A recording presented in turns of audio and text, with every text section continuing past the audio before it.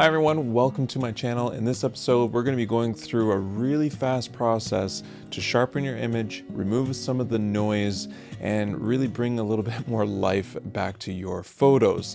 Nothing too extreme. You might have some incredible images that you want to bring up to the next level, and that's what we're going to do here. I'm going to show you what changes I can do to images with extremely high ISO, tightly cropped images, and photos that have motion blur in the wings but are sharp on the head, and we will see if this program overcorrects areas that should remain soft but still nails the area that could use help with noise and sharpness.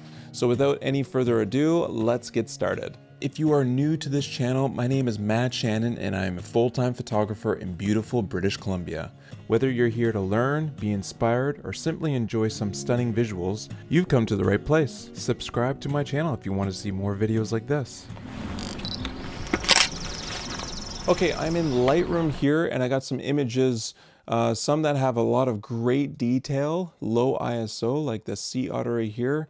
And then I've got others where if we zoom way in, there's a lot of noise. Still great details in the feathers, some of these droplets, but this one photographed at ISO 7200. So we're going to use a program called Pure Raw 5 from DxO, and I'm going to show you how amazing this program is by adding some sharpening and removing noise. And then I'm going to show you some techniques in Lightroom and Photoshop to bring some color contrast back into your images. Now, normally when I bring it into Lightroom, I want to correct a bunch of the things that I see that are a little bit out, a little bit annoying, like my shot here is crooked. So I'll go up into my crop overlay and I'll grab this little leveling tool here and I'll just sort of create my level shot here, and then I'm going to bring up some of the shadows, and then when we do that you can see that there's a lot more noise here. So the question is, can we correct for that? Bring down the highlights, and then I'm going to bring up a lot more vibrance here. So far that looks great. Now I want to work on the noise and the sharpening. Well, I'm going to use the new program from DxO called Pure Raw 5. We're going to go up to File and down to Plugin Extras. And I have Pure Raw 4 that I've been using in the past, and of course the new program, which we're going to get to, is the 5. Now there's three options here. We can use the preview and process. We can process instantly, so that's if we already know what the settings are going to be, so that we can do things fast and efficiently. And then there's process directly using the last settings. So we might do that a little bit later on, but first, of course, I'm going to show you the program and how that works. Okay, I forgot to point out that Pure Raw just takes the raw file. So any of the changes that I made in Lightroom aren't going to be moved over into Pure Raw 5. The reason why I do that is to see whether or not I like the image. I'll crop in, I'll move the sliders like brightness, contrast, shadows. And if I like what I see, then I'll move it over into Pure Raw. But don't worry, all of those changes that I've made are not lost, and it's not lost time. I can just copy all of those settings and paste it onto the new file after we're done in Pure Raw. So I'm going to show you how I do that here in a second, so it makes a little bit more sense. It just means that you don't have to start with Pure Raw every time. You can make some changes and see whether or not you like it, and then choose to do it into Pure Raw. But Pure Raw is using the raw file, not the adjusted file that we have in Lightroom. It's a new file. I'm sure it'll make more sense here in a second. Now, if you've seen my channel before, I've done some videos on Topaz Labs, and I've also used the denoise in Lightroom. Lightroom has come a long way. It's still not perfect, and it doesn't match up to, I think, these programs. Topaz has some pros and cons. The thing is with DxO's Pure Raw 5 is that you need to make sure that your image is actually in focus. So if you've missed the focus, that's where Topaz Labs, I think, will come in, where it's we'll take a blurrier image and sharpen it up. And I think it does a really good job at that. Okay, here's an image right here of a hummingbird. I managed to get like the tail and like the shoulder here in focus, but you can see that the eye is soft. And in Topaz, you can actually sharpen what is out of focus.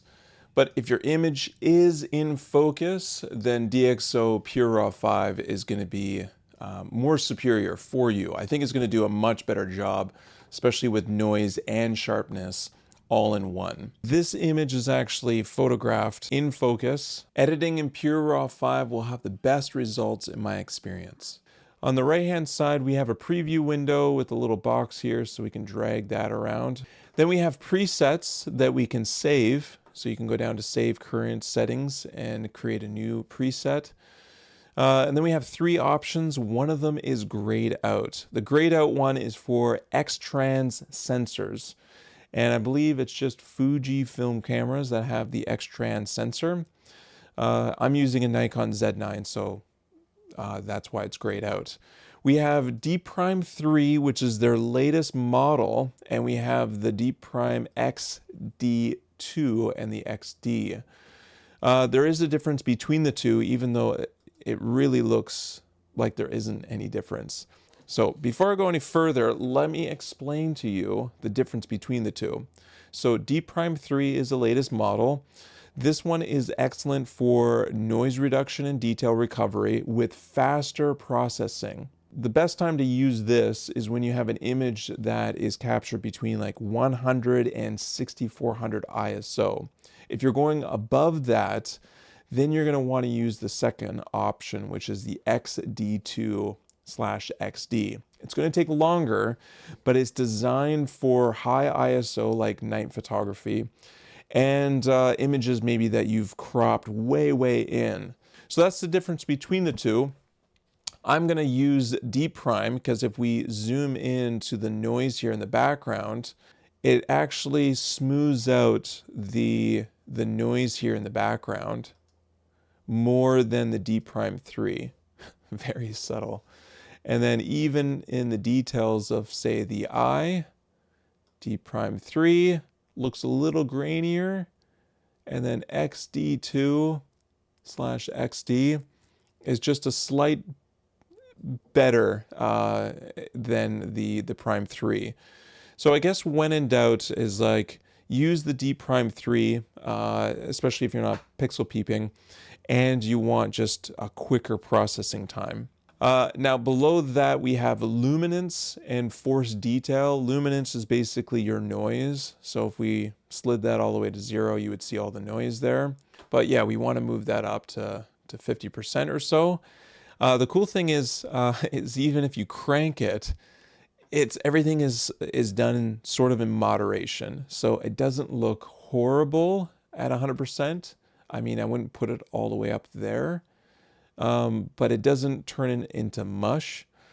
Force detail is basically your sharpening. It is going to be different than your lens sharpness optimization that we see in a second here.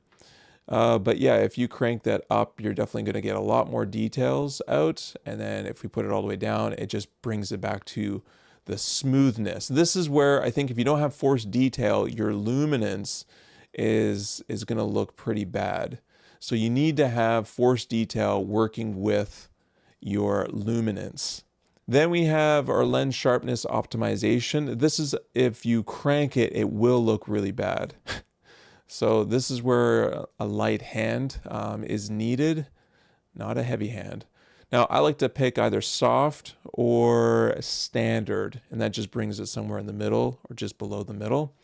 And then I like to keep vignetting and chromatic aberration on. Lens distortion, sure, you can put it on. Doesn't really change the effect too much when we're dealing with a telephoto lens. And then up the very top here, we have three icons here. The top one is just our image correction settings, which is what we're on right now. The middle one is so that we could do local adjustments. And we can create a mask, so we can paint in, say if we want just this top part of the duck to have some sharpness and luminance applied, we can then do that right here, bring it up, bring it down, add some more sharpness to it, go to hard. Yeah, I'm not going to use this. One, because it's not really refined enough. Like any little hairs and stuff, like how are you going to make it look perfect so that you can work on either the subject or the background without seeing the difference between one another?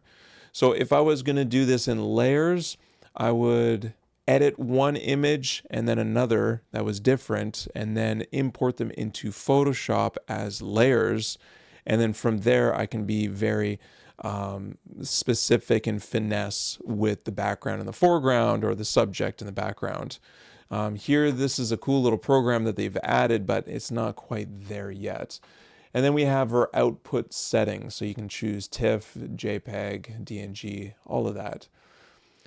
So if we go back up to our details, that's pretty much it. I don't change the sliders a whole lot from one image to the next. I keep them kind of in the middle. Bada boom, that image looks way, way, way better than it did before. Let's zoom into those water droplets on the chest here. I mean, look at that. That looks so good. Even when you zoom way up, that looks really, really good. So very impressed with this program. I'm going to hit process now, and then just going to dump it back into Lightroom. You know how I kind of corrected the tilt, and then I added some contrast and a few other things? Well, we can copy those settings and paste it over our new file here that has sharpening and denoise applied to it. So no work loss. We can still carry on with the finishing of our image here.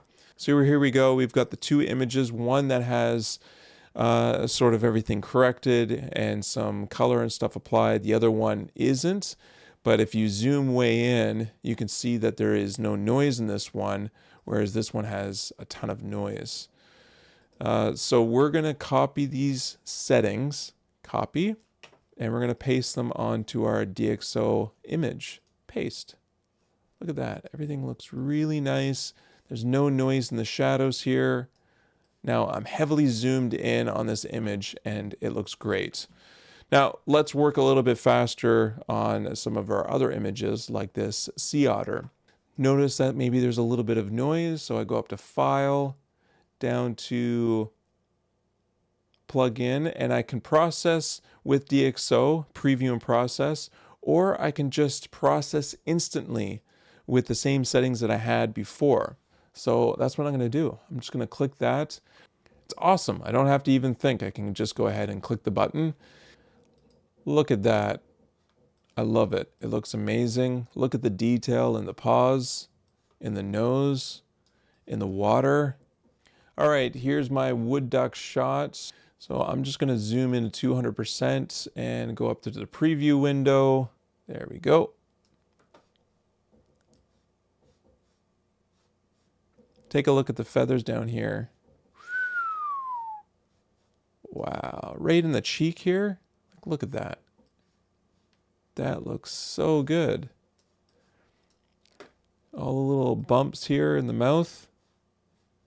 And even the highlights that stand out, nothing's too pixelated. Looks really good. There's actually a piece of snow, I think, or ice up here on the nose. But yeah, what a difference that makes. Really cleans it up. So process now. Okay, now we're going to brighten things up. Add a lot more saturation, bring down the highlights. So this one I'm going to work on a little bit more. So here I'm going to select my subject, and I might add a little bit of texture maybe to my subject here. Not too much, but that looks pretty good. Maybe add some contrast, bring up the highlights a little bit. Yeah, that looks pretty good. Okay, I want to work on this bear shot, and if we zoom into the head, we can see that there is noise in the background here, and there's a lot of detail in the fur of this bear, but I think we can really bump it up a notch. And just like that, let's take a look at the difference. I mean, the hair looks so good. Even around the nose, that looks really nice. Let's do deep prime, and we're going to do standard for our sharpening. And the eyes look really nice too. Now, this is a shot that I took moving bird, so the wings actually have some blur to it. Will it try and sharpen the blurred section? Because that's an issue that I have, say, with Topaz. It tries to sharpen areas that should remain blurry, and you have to play around with a lot more of the settings. So obviously I caught the tail end of this bird that was flying by, so I cropped in. But if we zoom way in here on the head, look at that difference. Now let's look down at the wings here.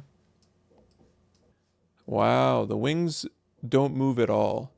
So that is the nice thing about DxO, is that it doesn't try and force things into a box. It does everything quite simply, removing noise and then sharpen areas that need sharpening, and applying detail, even detail into these wings without shifting things from, say, a bit of a motion blur into sharpening. Again, thank you so much DxO for sponsoring this video. If you do want this program, I have a 15% discount code. I'll put that down in the description below. If you like this content, please give me a thumbs up, and if you aren't subscribed, think about subscribing. Thanks so much for watching. I'll see you in the next episode. Ciao.